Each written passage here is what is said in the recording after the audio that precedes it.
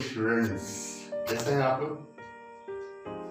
आपकी बेहद गर्मजोशी से भरी हुई प्रतिक्रियाएं ये बताती हैं कि आपने इतिहास को एक नए एंगल से देखना शुरू कर दिया है। अब वेरी गुड स्टार्टिंग। कोई भी लक्ष्य संभव नहीं होता। पहले क्या हुआ था भूल जाइए।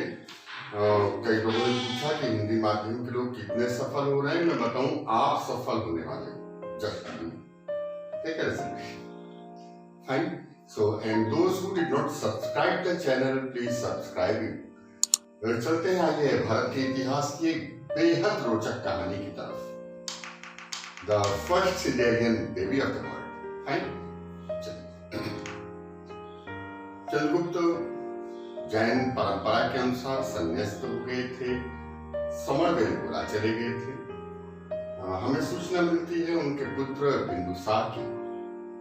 बड़ी रोचक आख्यायिका है कि चंद्रगुप्त मौर्य को विष कन्याओं के प्रभाव से बचाने के लिए उन्हें भोजन में नियमित रूप से थोड़ा थोड़ा जहर दिया जाता था, और एक बार कभी उनकी पत्नी दुर्धरा बेहद आग्रह पूर्वक उनके साथ भोजन करने बैठी। वे आसन प्रसवा थी, भोजन में जहर था। कुछ ग्रास लेने के बाद उनकी हालत बिगड़ी। चाणक्य को मालूम पड़ा। वे बड़ी तेजी के साथ आए, लेकिन देर हो चुकी थी। ऑपरेशन किया गया, बच्चे की जान तो बचा ली गई थी, लेकिन जहां का एक हल्का सा स्पॉट बच्चे के माथे पर आ गया था। So the name was given Bindusara. Fine. अच्छा, अन्य नाम भी नहीं, जैसे इनका विशेषण है अमित्रघात, जिससे यूनानियों ने अमेट्रोचेटस के नाम से उन्होंने प्रोनाउंस किया है। अपार्ट फ्रॉम दैट भद्रसार भी नाम मिलता है हमें इनका, नंदसार भी नाम मिलता है हमें इनका, बट सबसे ज्यादा चर्चित ये अपने इसी बिंदुसार नाम की वजह से है। पिंगल वत्सा जीव इनके राजगुरु थे, और कहते हैं पिंगल वत्सा जीव ने ही भविष्यवाणी की थी कि यह बालक एक सम्राट बनेगा। ऑफ कोर्स वाजिब था कि राज्यारोहण के बाद बिंदुसार आजीवक संप्रदाय के अनुयायी बनते। एक बड़ी रोचक परंपरा है मगध में। इतने लंबे इतिहास में हमें कुल 2 प्रधानमंत्रियों का जिक्र मिलता है। एक थे चाणक्य, चंद्रगुप्त के समय से शुरू होकर के शायद बिंदुसार के समय तक थे, और दूसरे राधागुप्त जो अशोक के समय तक थे, अब से लेकर के। शायद ये ब्यूरोक्रेसी का जो स्थायित्व था, ये जो कंसिस्टेंसी थी, इसकी वजह से बिंदुसार के सामने कोई बहुत ज्यादा समस्या नहीं थी। फिर भी हमें बौद्ध इतिहासकार बताते हैं तारानाथ की उन्होंने बिंदुसार ने चाणक्य की मदद से 16 राज्यों को जीता था। कहाँ जीता होगा?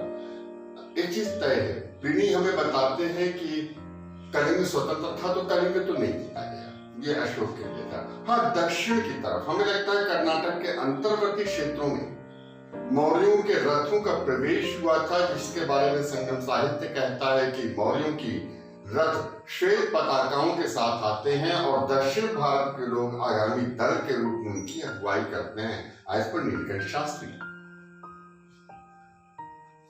कई बेटे बेटी रहे होंगे, बड़ा परिवार रहा होगा बिंदुसार का। बिंदुसार के हमें व्यापक अंतरराष्ट्रीय संबंधों के संकेत मिलते हैं। It was Syrian king the Ptolemy Philadelphus. मैं बताऊं, जो सिकंदर के साथ टॉलेमी आया था ना, वो बाद में इजिप्ट का मिस्र का राजा बना था, ये उसी का बेटा था। सो टॉलेमी फिलाडेल्फस का राजदूत डायोसियस मेगास्थनीज के दरबार में, इनके बिंदुसार के दरबार में था। हमें सूचना मिलती है कि सीरिया के शासक एंटियोकस का दूत आयोनेसस इनके दरबार में था। हमें सूचना मिलती है कि कभी बिंदुसार ने सीरिया नरेश से एक दार्शनिक, मीठी मदिरा और अंजीर की अनुरोध किया था। सीरिया के राजा ने अंजीर भी भिजवाया, मदिरा भी भिजवाई, और यह कहा कि उनके देश का कानून दार्शनिकों के क्रय विक्रय की इजाजत नहीं देता।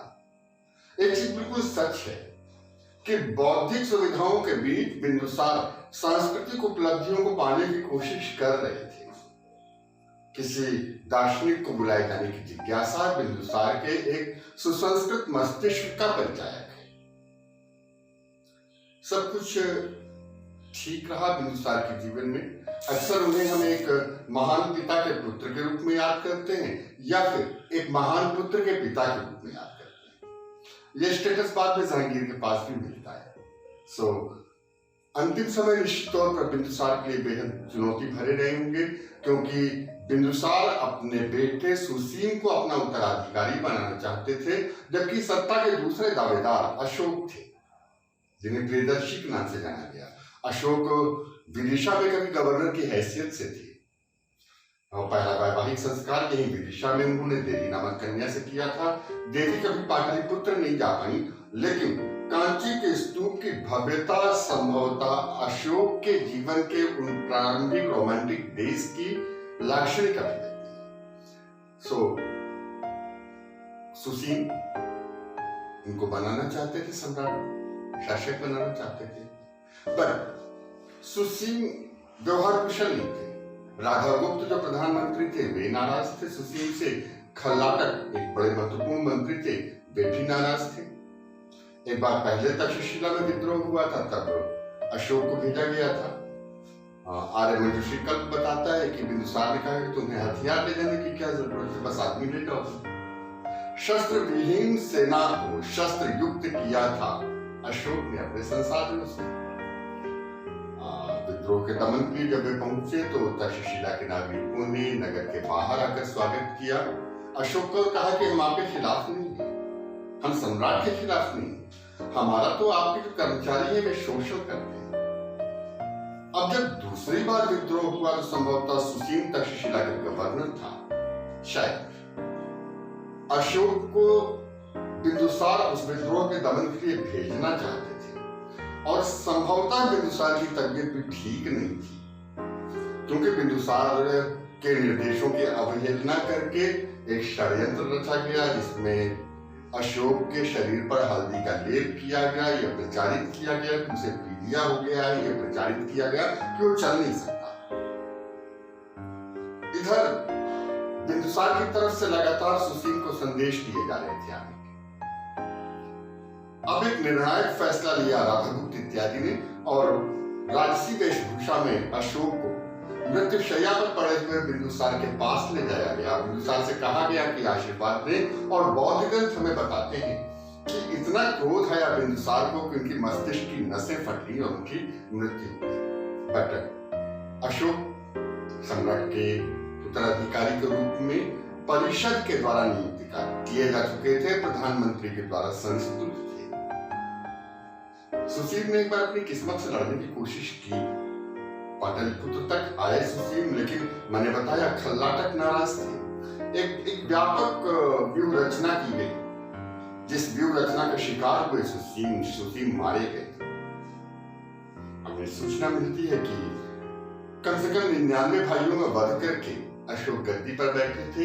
That we will discuss later, हम बाद में चर्चा करेंगे। बट आज मैं कहूंगा कि मगध के साम्राज्य में एक शासक वह भी था जो वर्ल्ड का पहला सिजेरियन चाइल्ड था। मगध के शासक के इतिहास में एक शासक वह भी था जो विदेशों से दार्शनिकों को आमंत्रित करता था। यह था भारत के इतिहास का एक बेहद गौरवशाली पृष्ठ, जिसकी अक्सर उपेक्षा की जाती है। फाइन, फिर मिलेंगे हम आपसे, जल्द मिलेंगे आपसे। एक बात कहूंगा, दिमाग से संशय को हटा दीजिए। इतिहास में आपने अक्सर देखा है धूल को नक्षत्रों की तरह चमकते हुए। कम अलाउंटी बस एक सुनहला भविष्य आपकी प्रतीक्षा कर रहा है। फिर मिलेंगे, जल्द मिलेंगे, लेकिन तब तक खुश रहिए।